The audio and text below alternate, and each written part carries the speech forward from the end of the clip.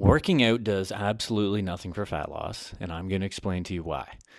So this is probably a very simple video. I'm going to try and keep this as short as I can, but it's one of the most important ones because I'm literally having a conversation actually with a former client right now who messaged me about actually a couple hours ago today. And he was asking for access to his training programs that I made him a few years back when we used to work together. And I said, yeah, dude, no problem. I'll send them over.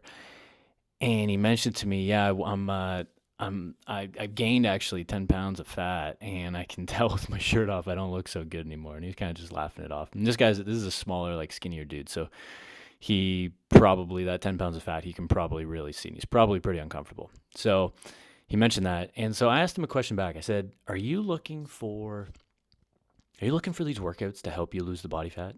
I was expecting him to say yes, and I think he got back to me since, but I just got to reply to him once this video's done.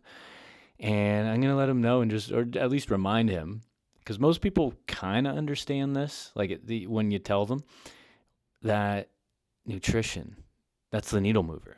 It's not working out. There's actually two needle movers, which I'll get to in a second, nutrition being one of them.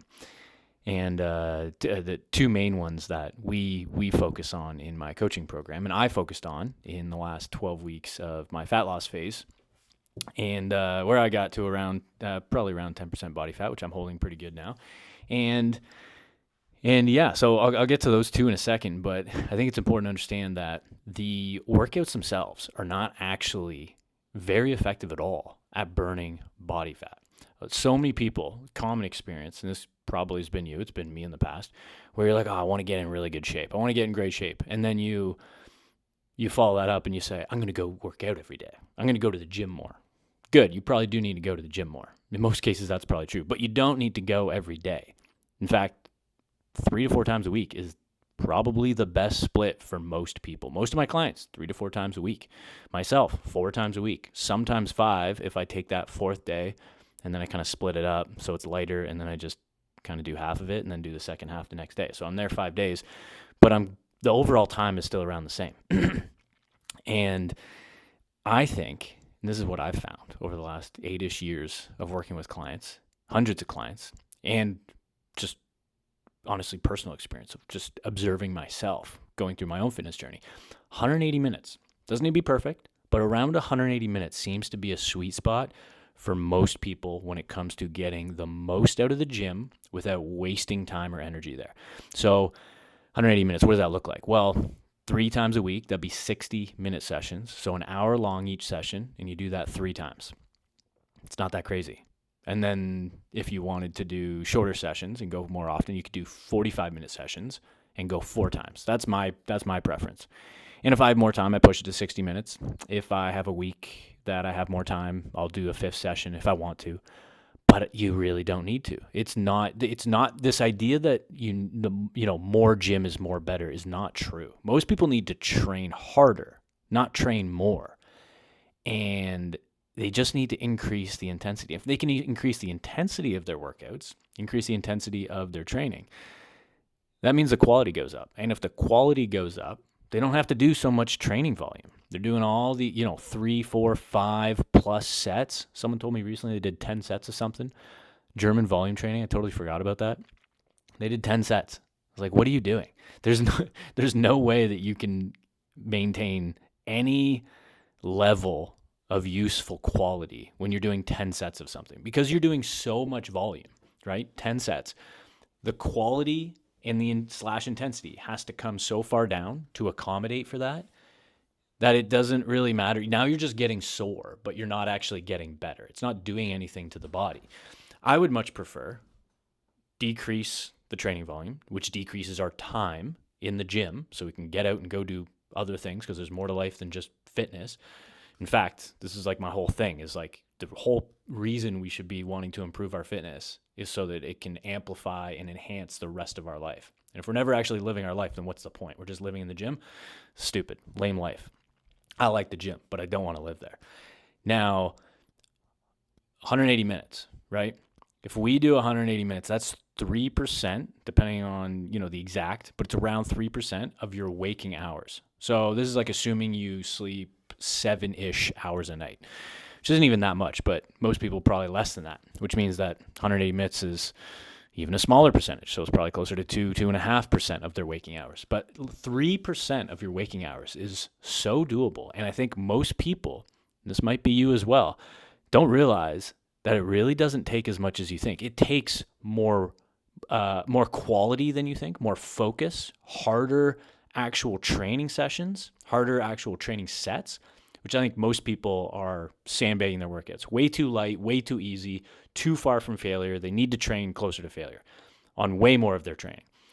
So you need to do that. That needs to go up. But what needs to come down is the amount of training that you're doing. You don't need to go every day. You don't need to do more than literally 1 to 2 working sets, sometimes 3.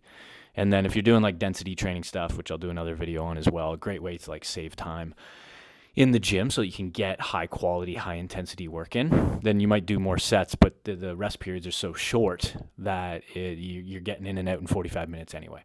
So yeah, 3% of your week, 3% of your waking hours, totally doable. And that seems to be optimal. If you have more time and you want to be at the gym, do it. That's fine. But just know that you're probably not getting the linear return on that effort and energy like you think, right? It's going to go up, and then it's, your response from that stimulus from your training, and then it's that line is going to flatten out. The more you do, you get diminishing returns. And I think those diminishing returns for most people end up somewhere after that 180 minutes. And it's a pretty good sweet spot. Now, let's talk about what workouts are actually important for, because the workouts don't help you lose fat, which I've already said. So what are they actually there for? What are we even working out for? If we're working out this is all through the lens of a fat loss phase. So what are we working out for during a fat loss phase? The whole point of the workouts, it's one primary objective.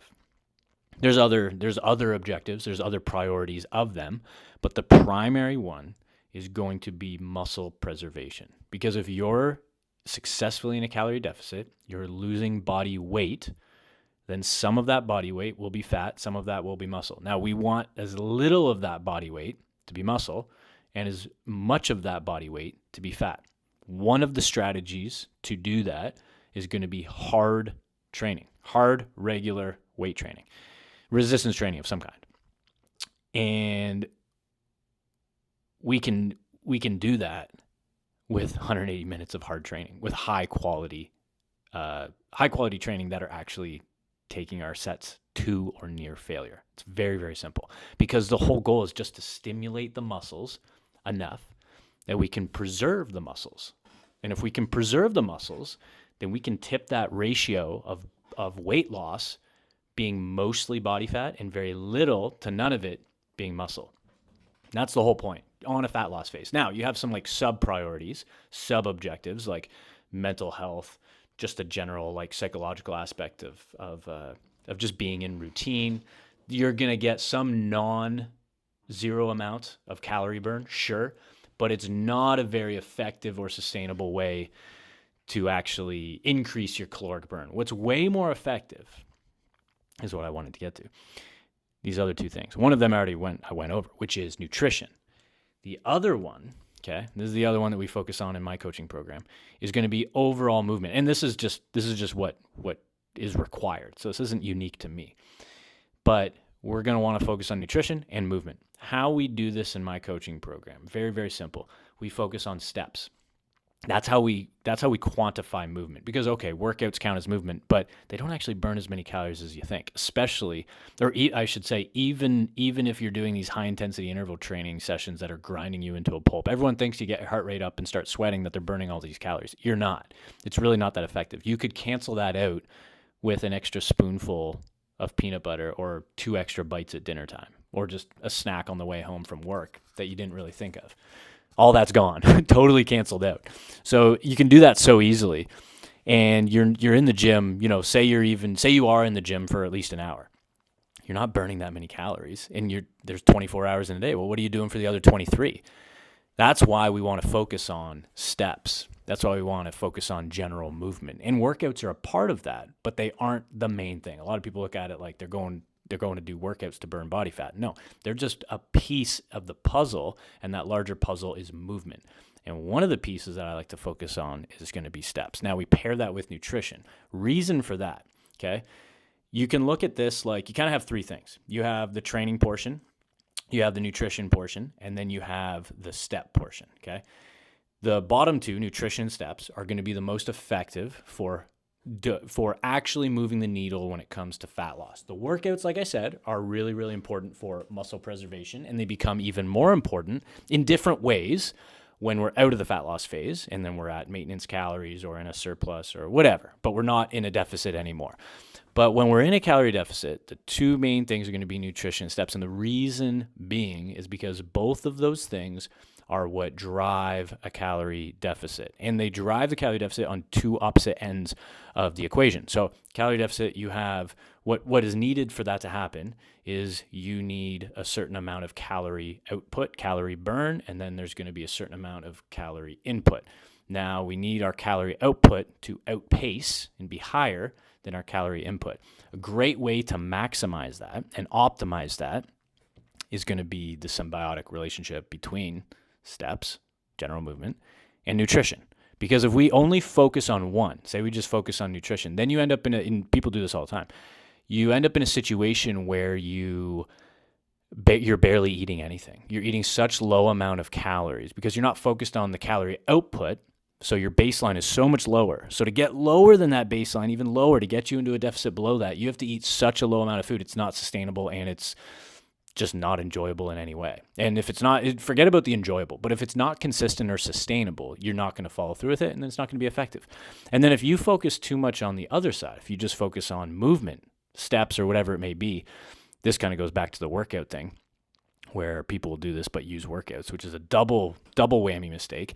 They think they can outpace, not have to focus on nutrition as much and just be like, oh, I'm just generally eating healthy. I'm just eating clean. I'll do a whole other video on that too. Big mistake. They'll do that and then they won't be tracking their macros, following a meal plan, weighing any of their portions. They're just kind of eyeballing and eating healthy and they think that's enough. And then they just focus on some type of movement and working out to drive that calorie deficit. You might get some results at the start, but that pitters out like pretty quick. And the reason for that is because it doesn't actually burn that many calories at the end of the day, and you can cancel it out, like I said before, so easily with just a few extra bites or one extra snack.